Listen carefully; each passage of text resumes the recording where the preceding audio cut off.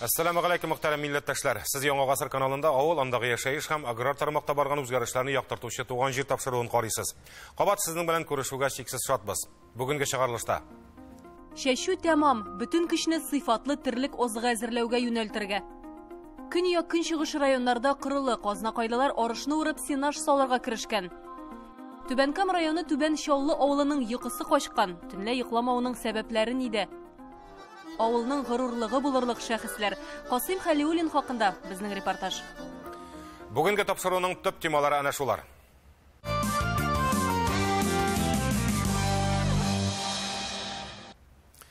Май уртасындагы эссе көннәр бераз хафага салган иде. Соңгы яңгырлардан соң адәм баласы гына түгел, үсемлекләр дә иркен сулап куйгандар. Республика игенчеләре чәчү эшләрен тәмамлады дип хәбәр итә Аграр министрлык. Барлыгы 1,754,000 гектар мәйданда бөртеклеләр туфракка салынган. Әмма аның белән генә эш бетте дигән сүз түгел, киресенчә башлана гына әле. Хәзер шытып чыккан игеннәрне корткыч бүҗәкләрдән, авырулардан, чүп үләннәреннән саклау зарур. Аларга каршы ауыл химикатлардан башка гына көрәшү мөмкин түгел. Бу эшне башкарганда аграрийлар саклык чараларын төгәл үтәсеннәр иде. Бу атнада терлек азыгы әзерләргә керешкән хуҗалыклар да булды. Калганнарында исә азык әзерләү техникаларының әзерлеген тикшерделәр. Тапшыруның иҗат төркеме аграр министр урынбасары Рафаил Фаттахов белән Биектау районы хуҗалыкларын барлады. Битаман һәм Әсән хуҗалыкларыннан безнең репортаж. Әзер, нахады 4-нче ел китте инде. Әле бик алай ватылып. Тоту. Subhanallah. Ну, кешенең үзеннән тора инде.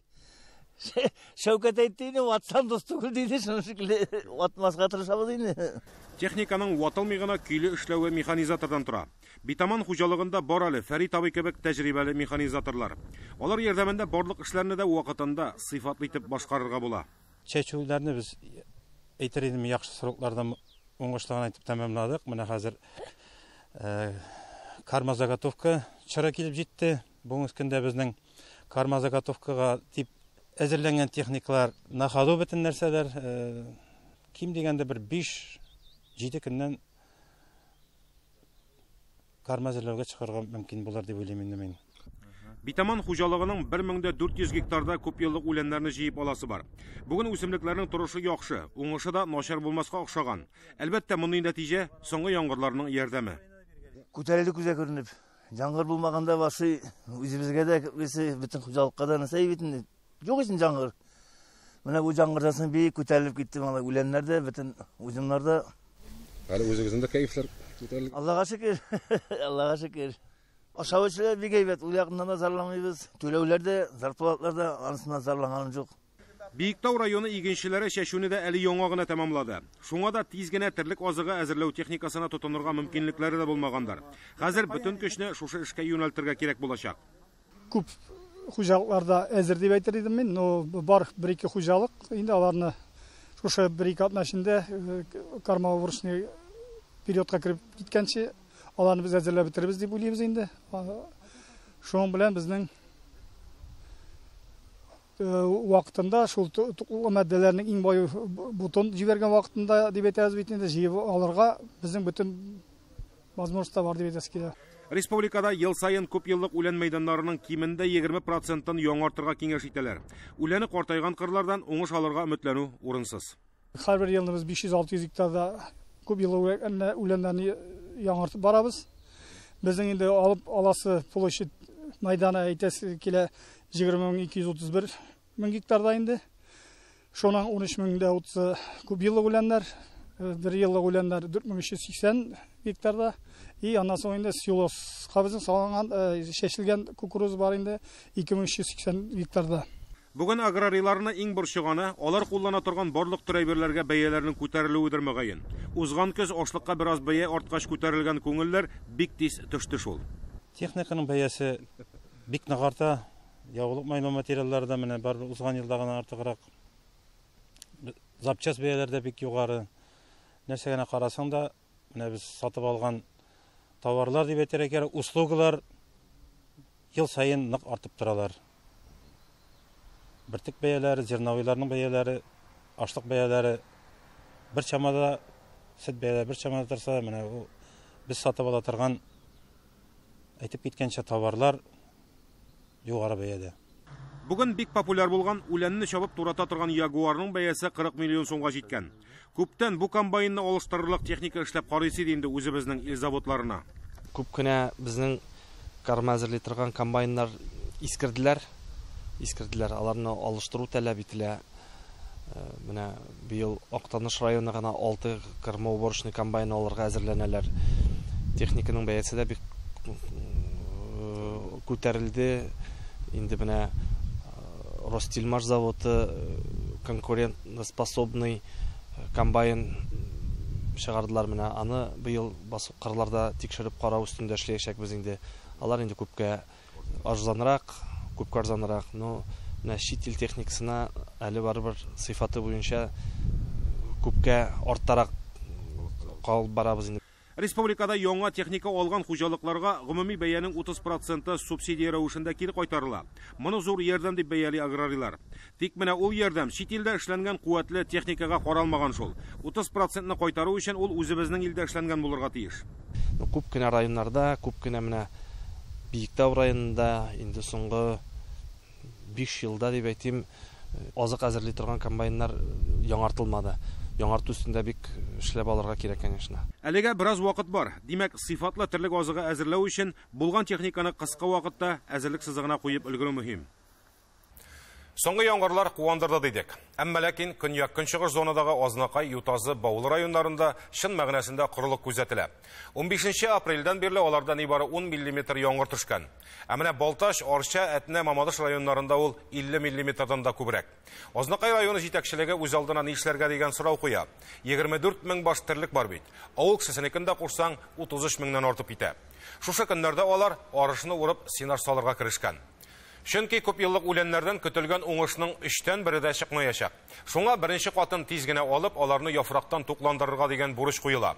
Таллыбүләк хуҗалыгының күп еллык үлән кырында туфракны казып та караган лаборатория белгечләре.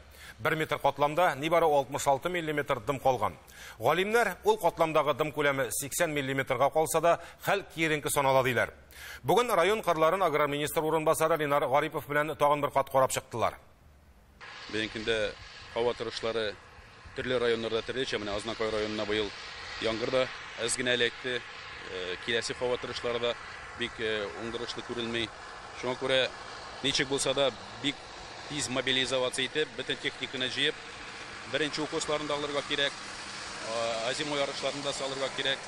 Шуңа күрә безнең сыерларны обязательно шундый концентрированный кормалар белән ашатып чыгып булмый, обязательно клетчаткалы корм кирәк. Ничек булса да шушы эшләрне тиз генә мобилизовать итеп, без беренче укышларны тиз генә салып, икенче укышларга әзерләнергә кирәк инде.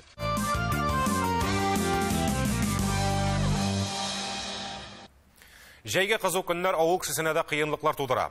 Иң үзәккә үткәне су мәсьәләсе дип безгә шалтыратучылар бихисап. Кыш көне җитеп торган су бакчаларга сибә башлагач кими яки бөтенләй килми башлый. Түбән Кама районының Түбән Чаллы авылында 260 хуҗалык бар. Алар әйтүенчә, мондый проблема 10 ел дәвам итә икән инде. Төнле һәм иртәнге якта торып су җыябыз диләр. Әле торбадан килгән суы да тонык ишәргә яраксыз икән. Ярсыган авыл халкының халәтендә аңларга була. Бу кыенлыкны ничек итеп хәл итәргә буласың? Без әнә шул сорауга җавап эзләдек. Түбән Кама районы башлыгы урынбасары җыелган үзара салым акчасына быел өстәмә су каланчасы куелачак дип белдерде. Ул авыл кешесеннән җыелган акчаны кая гына тартып сузып бетерерләр инде. Ни өчен республика күләм тормышка ашырылучы чиста су программасында мөрәҗәгать итмәскә? Теманы киләсе видеоязмада дәвам итәрбез. Менә нинди су эчәбез? Менә баларны эчеп буламы? Менә бу ничә тапкыр сүзгән су менә бу. Бу бит җуынырга, кер да яраксыз сулар. Анысы да юк әле, төнге бердә торып җыярга мәҗбүрбез дип зар елый Түбән Чаллы халкы. Мал да эчми торган шушы начар сыйфатлы суны фильтр аша үткәреп тә өйгә китерә алмыйлар. Ә бит торбадан начар су аккан өчен түләргә мәҗбүр итәләр. Мантык кайда? Менә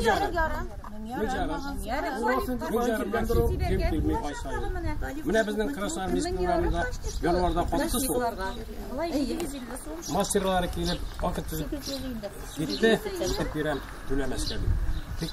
Мода каналдан һаман җибәрәләр түләргә дип. Су килмәгән ки менә ничек түлисең?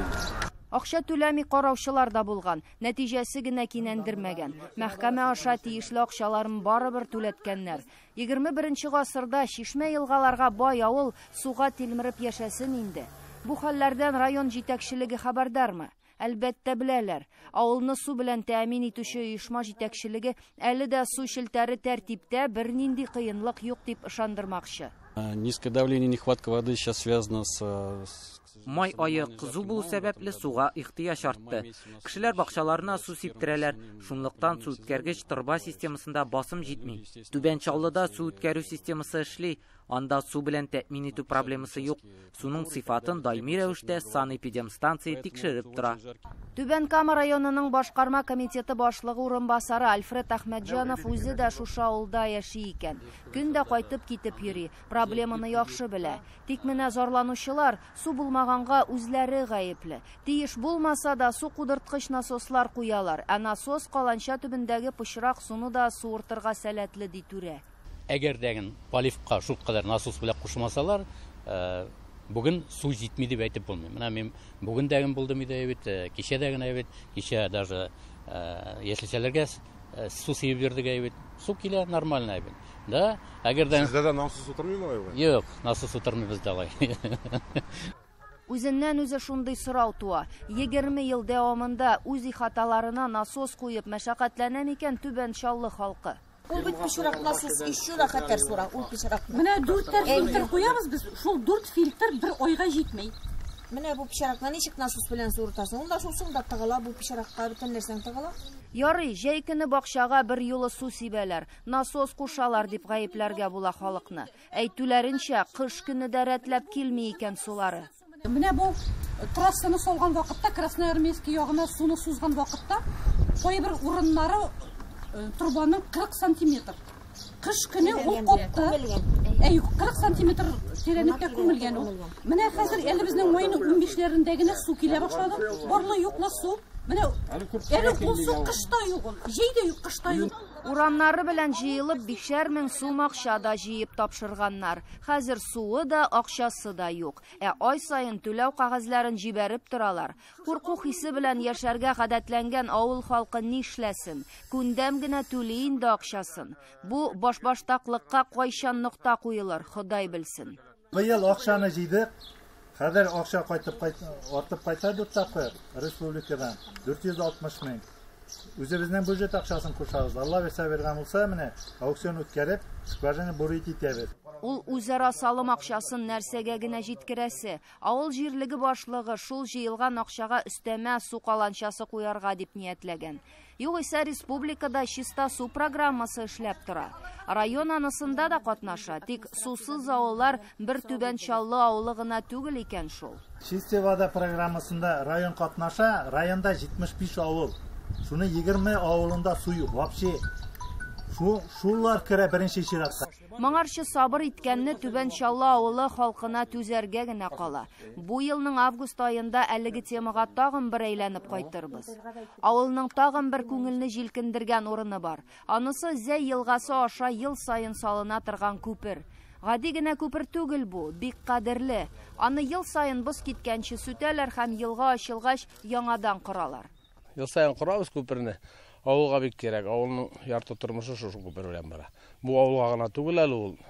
Шушы кушаулар шушыннан йөри, урманга баралар, шушыннан печәнен әзерлиләр малларына. Кушаулар шушыннан файдалана. Бары кирәк күпер. Моннан күпердән башка безгә тормыш икенчерәк инде барыбер. 45 кубометр готовый материал гына 45 кубометрга чыга. Ел сайын урман кисәсе. Ел сайын. Ул 45 кубометр чыксан өчен монда 70-80 кубометр агач ташып куярга кирәк. Ансын көздән ташып әзерләп куябыз да. Икенче елны шуны кулланабыз инде бергә. Сүтеп тормасаң? Сүтеп тормасаң, язык ташу алып китә, су күтәрелә. Ярый, күпер төзү өчен агач материаллары авыл җирлеге бюджетыннан алына. Эшчеләргә дә шуннан түләнә. Ә бит авыл җирлекләрен яхшырту, үстерү программасы бар хәзер. Район җитәкчелеге, авыл җирлеге башлыгы бераз халыкны кайгыртса, таш күпер салынса, бу акчаларны башка кирәкле нәрсәгә тотып булыр иде. Әлеге ир-егетләр күперне ата-бабалары эшләгән вакытны да хәтерли. Аларның оныклары да шушы гореф-гадәтне дәвам итәрме? Бу сорауга җавап бирүе кыен. Ул эшкә алынмасалар, елга аръягындагы табигый байлыклар хуҗасызга әйләнәчәк. Гәрчә халык өчен кирәкле булсалар да.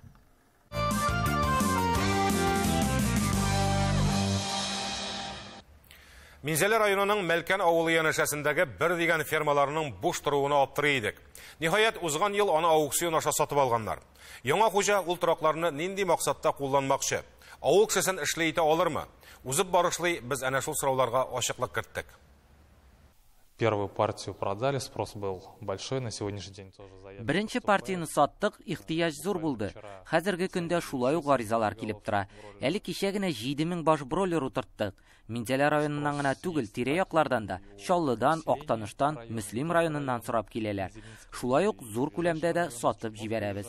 Руслан быел Россия күләме оештырылган фермерлар мәктәбендә белем алган эшмәкәр. Анда алган белемнәрен хәзер гамәлдә кулланмакчы.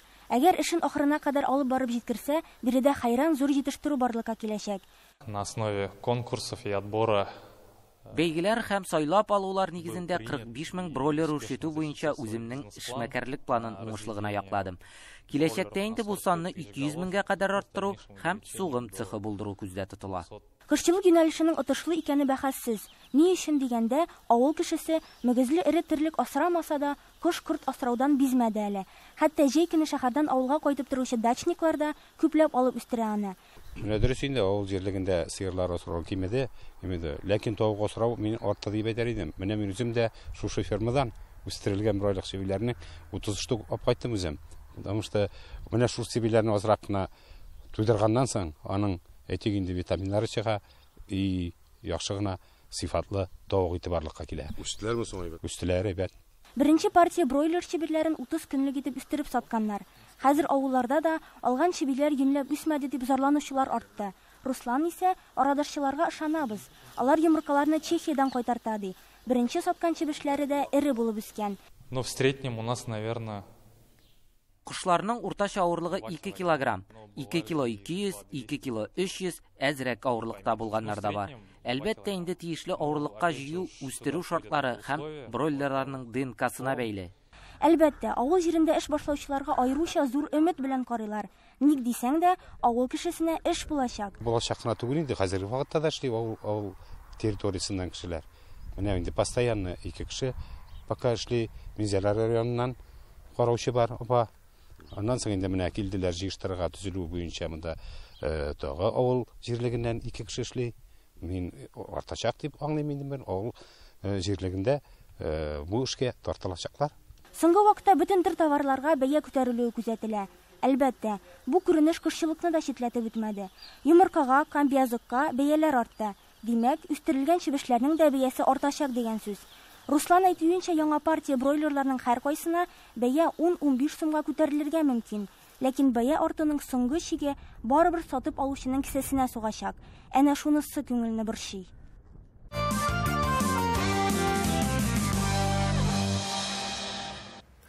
Йортлары янып көлгә әйләнгән, үзләре урамда калганнар. Бу районы Алсих авылында яшәүче Никаноровлар матди ярдәмгә мохтаҗ. Ут чыккан йортта 6 кеше яшәгән була. 3 бала, аларның әниләре, әбиләре һәм әбиләренең инесе. Йортлары белән бергә бар мал-мөлкәтләре янып юкка чыккан.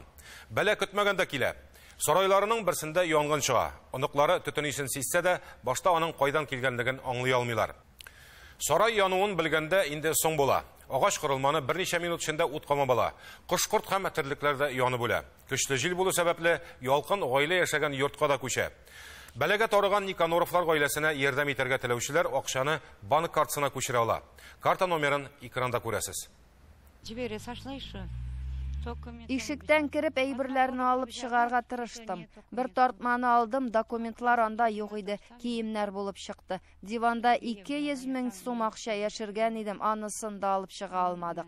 Янчык белән үземнең паспортымны алып тәрәзәдән чыктым. В прошлом году вот новые ворота поставили.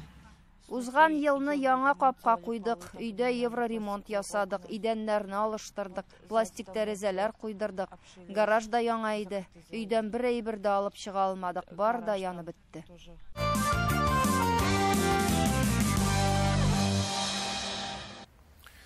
Көркәм холыклары, тоткан кыйбалалары белән аерылып торган шәхесләре күтәрә авылның данын. Көкмара районы Күкшелә авылында гомер итүче Касыйм Хәлиуллин мәктәпкә кергән шук җырлый башлый. Башлангыч сыйныфларда исә абыйсы аңа беренче тальян гармунын алып бирә. Касыйм абый бүгенгә кадәр музыка белән булган дуслыгын югалтмаган. Олыларны да уйнарга өнди, яшьләрне дә яңа һөнәргә өйрәтә. Авыл гармунчысы конкурсында катнашучы Касыйм абыйның уйнаганына тавыш бирергә онытмагыз.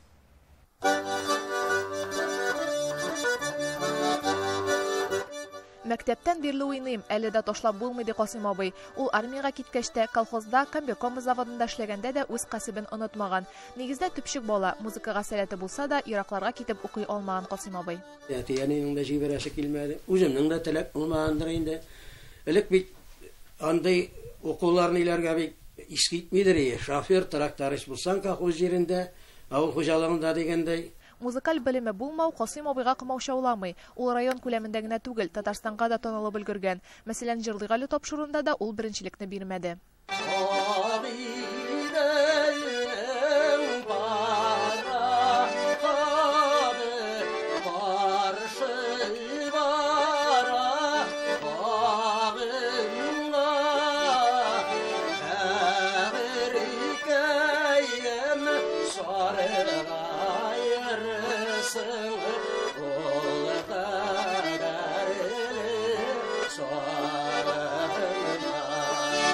Гармун моңнары Касыйм абыйга тормыш иптәшен табарга да ярдәм иткән. Алар икесе дә иҗади кешеләр. Касыйм абый музыкага тартым булса, Люция апа үзенең хисләрен шигырь юлларына сала. Җырларыңа, моңнарыңа ашык булды йөрәгем, яратамын дигән сүзең булды миңа бүләгең. Син дә сөеп йөргәнсең бит, үзеңә тиңгәр итеп, язмыш безне кавыштырды, бик бәхетле пар итеп. Касыйм абыйның улы да яшьтән җырлый, әтисеннән баянда уйнарга өйрәнә. Күрәмсең, җыр моңга мәхәббәт буыннан буынга күчә. Касыйм абыйның оныклары да үзләрен җыр биюдә, гармун моңнарында тапкан. Әти инде мин кичкенәдән бирле, туганнан бирле дип әйтик. Эштән кайткач, абит вакытында кич белән гүшу баянда уйный инде. Мин аның янында гел шуалып тартылыш шуннан иткәндер инде, нәселдән дә килә торгандыр, уйныйсы килә инде. Авылда талантлы гармунчылар бар, аларны бергә җыя белергә генә кирәк. Күкшелдә дә Касыйм абый җитәкчелегендә инде ничә ел агымсу гармунчылар ансамбле эшләп килә. Авылда яшьләр хәзер калмый, гармунчылар юк, менә безгә оештырырга кушыдан иттеләр, уйлаштык та, пенсиядәге картлар да бар, пенсия яшенә җитүче җегетләр бар, бабайлар бар дип әйтик инде. Алар белән менә ансамбле оештырдык. Агымсу ансамбле, тальян гармунда уйныйбыз. Аннан соң баянда уйнаучылар бар, хромкада уйнаучылар бар. Без 6-7 кеше. Ансамбль Казанда, Киров өлкәсендә булган конкурсларда катнашып, лауреат исемнәрен алып, бихисап мактау грамоталары җиңеп кайткан. Бүген дә алар бер бәйрәмне дә калдырмыйлар. Касыйм абыйның ешрак өендә түгел, мәдәният йортында очратырга була. Аннан башка монда бер чара да үтми. Авыл оештырган агымсу гармунчылар ансамблен халык сәхнәгә яратып, авылыбызның йөзек кашы дип алкышлап каршы ала.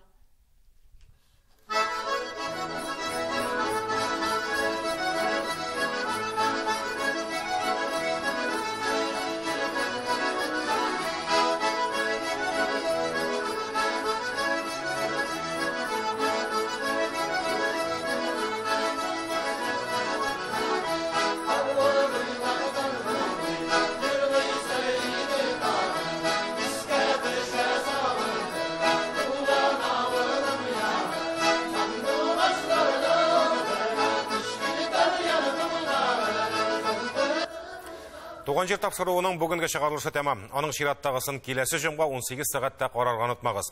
Борчыган сорауларыгызны экранда күрсәтелгән WhatsApp номерына язып җибәрә аласыз. Аралашып яшик, исәнлектә күрешергә язсын.